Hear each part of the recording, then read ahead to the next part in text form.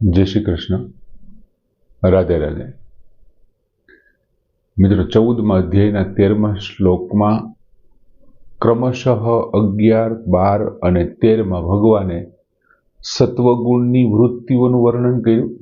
12મા શ્લોકમાં રજોગુણની વૃત્તિઓનું વર્ણન કર્યું કે ભાઈ સત્વગુણ વધી જાય ત્યારે આટલી આટલી વૃત્તિઓ થાય। 12મા શ્લોકમાં રજોગુણ વધે ત્યારે આટલી આટલી થાય અને 13મા શ્લોકમાં ભગવાને તમોગુણની વાત કરી કે ભાઈ જ્યારે તમોગુણ વધી જાય છે ત્યારે અપ્રકાશ, અપ્રવૃત્ત, પ્રમાદ અને ત્યાર પછી મોહની વાત કરી કે ભાઈ તમોગુણ છે એ સત્વગુણને દબાવી અને અસ્વચ્છતા, અપ્રકાશ, ત્યાર પછી અપ્રવૃત્તિ, પડ્યા રહેવાનું મન થાય, બિનજરૂરી કારણ વગરનું બેઠું રહેવું, પડ્યા રહેવું, કોઈ કામ ન કરવું, ત્યાર પછી મોહ જાગૃત થાય જેમને કારણે વિવેક શક્તિ છે એ નાશ પામે। કોઈ પણ વ્યક્તિમાં તમે જ્યારે મોહ જાગૃત થાય, વ્યક્તિ, વસ્તુ, પદાર્થ કે પરિસ્થિતિમાં તમે જ્યારે મોહિત થઈ જાઓ છો ને ત્યારે વિવેક શક્તિ કે આ સાચું છે ખોટું છે, જેમ ધૃતરાષ્ટ્રને દુર્યોધનમાં મોહ જાગૃત થયો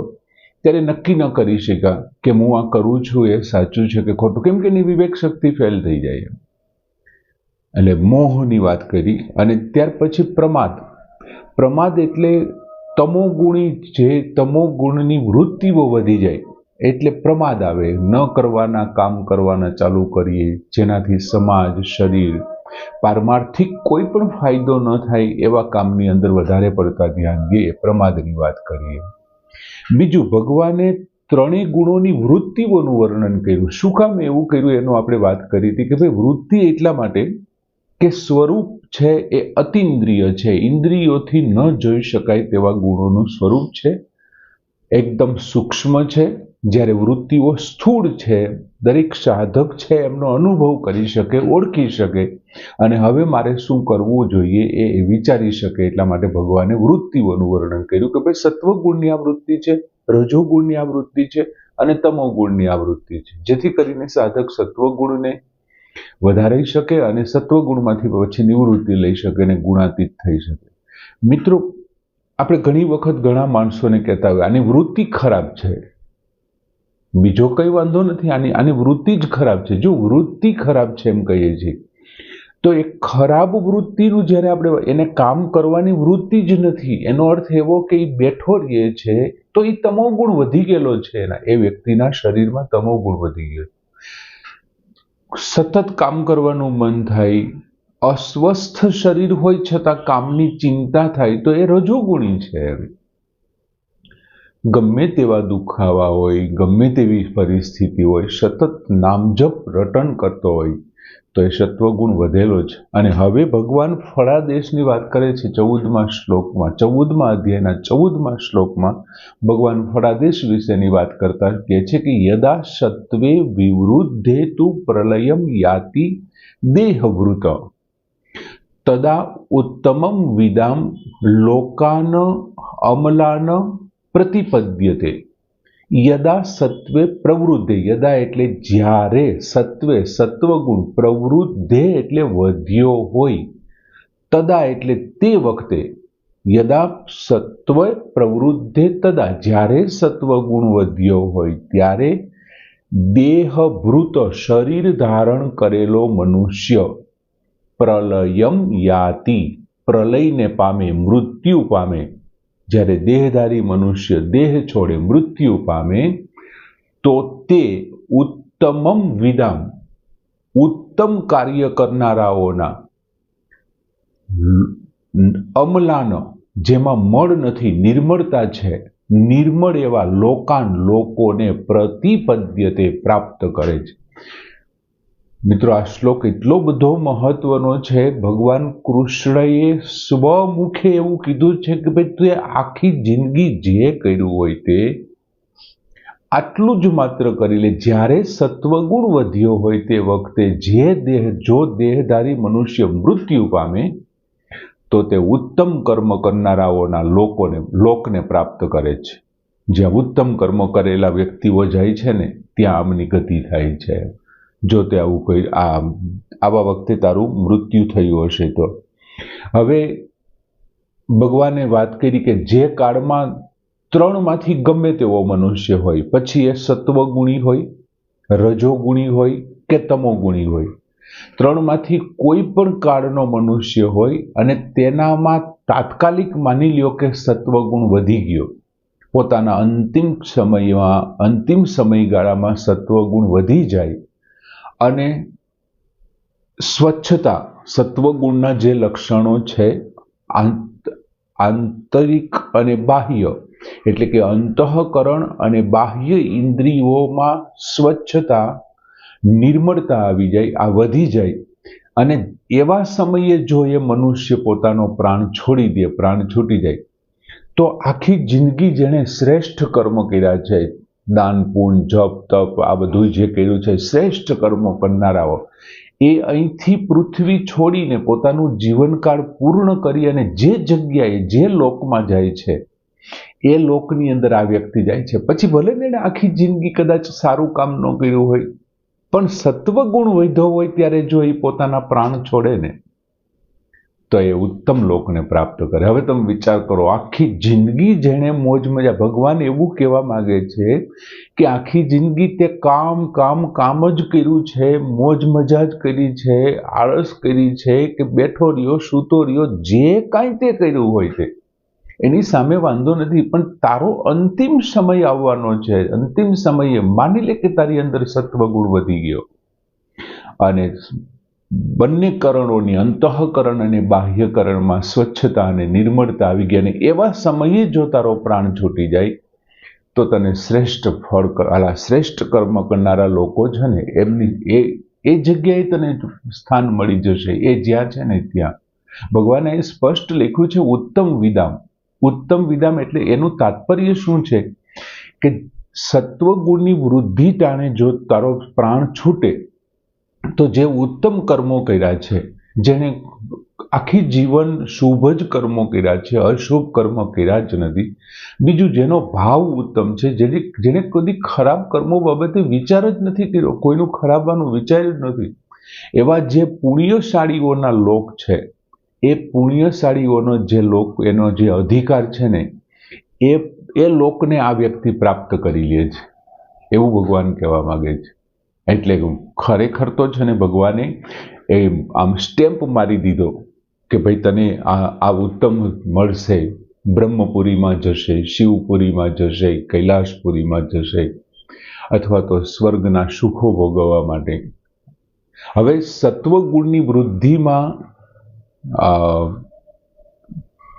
જો સત્વગુણ વૃદ્ધિ પામી હોય અને તારું મૃત્યુ થાય તો તને જે લોક પ્રાપ્ત થાય છે એ શ્રેષ્ઠ કર્મો કરી અને જે લોકો ગયા છે એ લોક તને પ્રાપ્ત થવાનો છે, એવું ભગવાને આગળ વાત કરી કે યદા સત્વે પ્રવૃદ્ધે પ્રલયમ યાતિ દેહભૃતે, તો પછી તું આ જગ્યાએ જઈશ એમ ઉત્તમ વિદામ લોકાન પ્રતિપદ્યતે.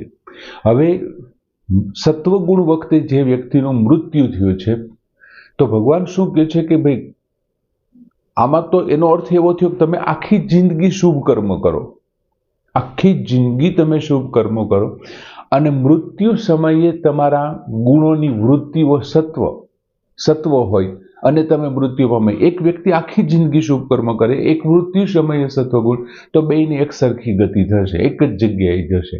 તો એનો અર્થ શું થયો કે કર્મો કરતા વૃત્તિઓ મહાન બનીને, કેમ કે એ તો થોડી વાર માટે થઈ, અથવા એક દિવસ, 2 દિવસ, 1 મહિનો, જિંદગીના છેલ્લા 5 વર્ષ સત્વગુણી બની ગયો, આમ આધ્યાત્મિક જીવન જીવવાની અપેક્ષાએ, ટૂંકમાં કર્મોની અપેક્ષાએ સત્વગુણ વધારે, સત્વની વૃત્તિઓ વધારે મહત્વ થઈ.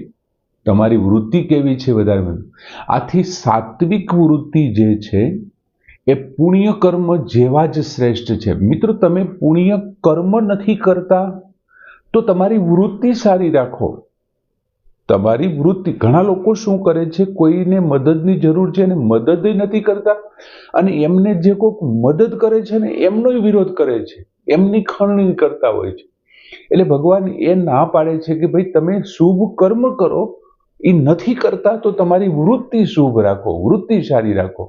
પુણ્ય કર્મ કરતા ભાવનું મહત્વ વધારે છે. ભગવાને એવી ચોખવટ કરી કે તું કર્મ નથી કરતો પણ તો આ જે ભાવ છે ને એ વધારે છે, મહત્વનો છે.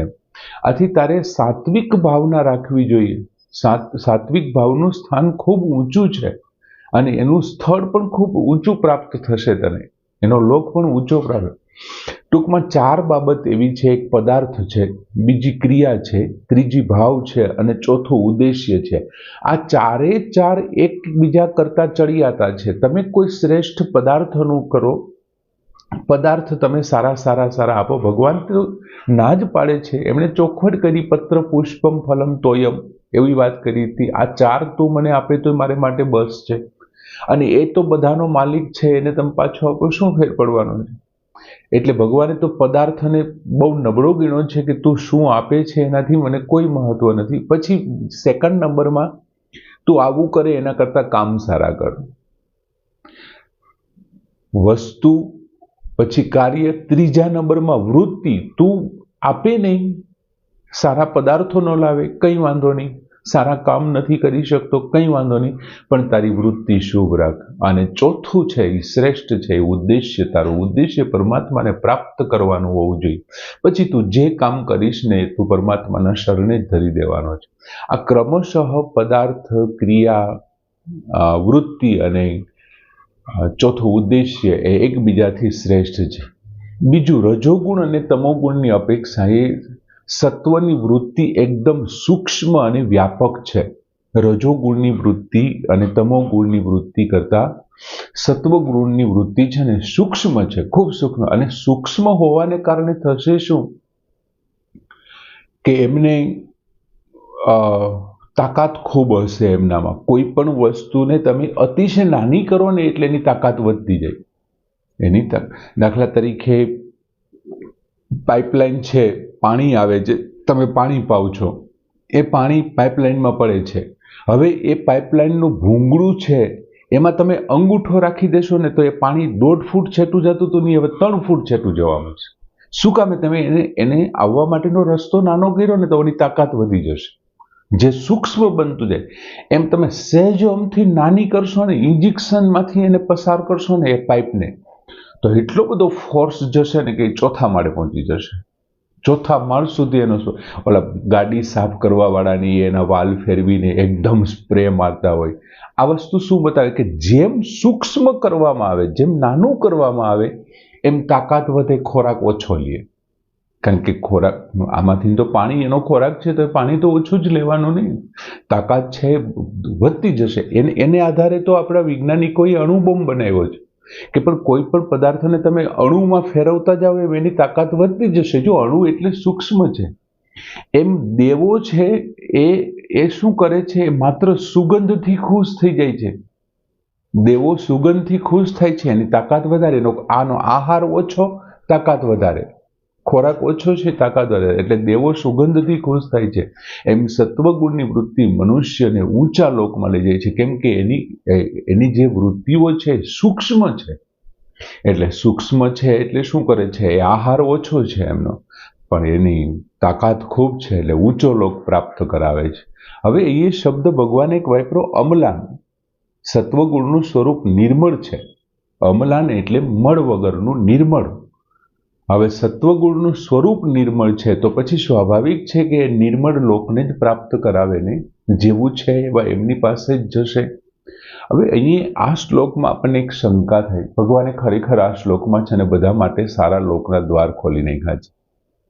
અહીં આપણને એક શંકા થાય કે ભાઈ કોઈ વ્યક્તિ આખી જિંદગી શુભ કર્મ કરવા વાળો જે લોકને પ્રાપ્ત કરે છે એ લોકને આ સત્વગુણી પોતાની વૃત્તિઓ છે વધી જાય ત્યારે છોડે તો પ્રાપ્ત થઈ જાય.